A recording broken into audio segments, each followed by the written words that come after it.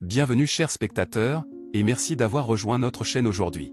Aujourd'hui, nous allons plonger dans un chapitre sombre de l'histoire, le bunker du Führer et les derniers jours d'Hitler, selon les témoignages des survivants. Ce sujet fascinant nous permettra de découvrir les événements qui ont précédé la chute du Troisième Reich, et d'explorer de nombreux aspects souvent méconnus de cette période troublante. Les récits des survivants nous offrent une perspective unique, nous permettant de mieux comprendre les circonstances entourant la fin de la Seconde Guerre mondiale. Nous nous plongerons dans les détails de l'atmosphère oppressante du bunker, les interactions entre les personnes présentes et les décisions cruciales qui ont marqué ces derniers jours. Ce récit captivant vous tiendra en haleine jusqu'à la dernière minute. N'hésitez pas à vous abonner à notre chaîne, à aimer cette vidéo et à nous laisser des commentaires. Votre soutien est précieux et nous encourage à continuer à produire du contenu de qualité. Alors, sans plus attendre, plongeons ensemble dans le bunker du Führer et les derniers jours d'Hitler, selon les témoignages des survivants. Le bunker du Führer, les derniers jours d'Hitler selon les témoignages des survivants. Dans l'histoire tumultueuse du XXe siècle, les derniers jours d'Adolf Hitler ont été l'objet d'une fascination continue. Alors que la Seconde Guerre mondiale touchait à sa fin, l'Allemagne nazie se trouvait en plein chaos.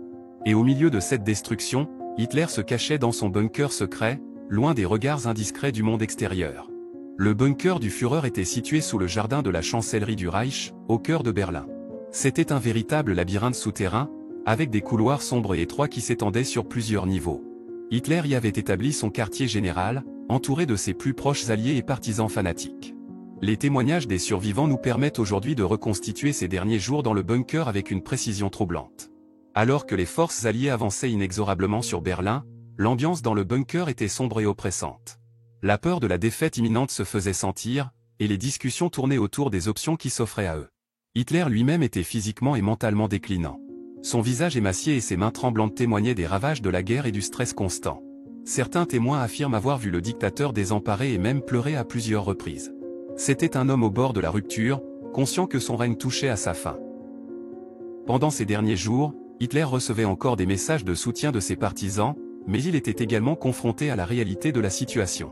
Les nouvelles des atrocités commises par les nazis se répandaient rapidement, et il savait que la vengeance des Alliés serait impitoyable. C'était une époque de désespoir et de désillusion pour Hitler et ses fidèles.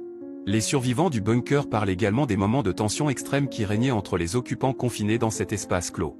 Les rivalités entre les hauts responsables nazis étaient exacerbées, chacun cherchant à sauver sa propre peau.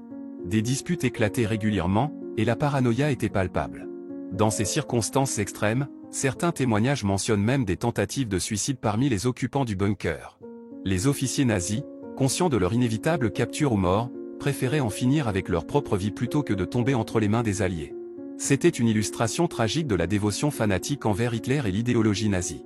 Finalement, les derniers jours d'Hitler dans le bunker prirent fin le 30 avril 1945. Selon les témoins, il se suicida en ingérant du cyanure, suivi d'une balle dans la tête. Son corps fut ensuite incinéré dans le jardin de la chancellerie, afin d'effacer toute trace de sa présence.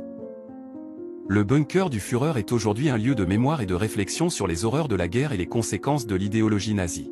Les témoignages des survivants nous rappellent la fragilité de la condition humaine et la dangerosité des idéologies extrémistes.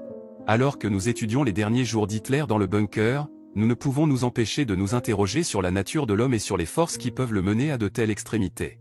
C'est une histoire sombre et troublante, mais une histoire qui continue de nous hanter et de nous rappeler la nécessité de préserver la paix et la tolérance.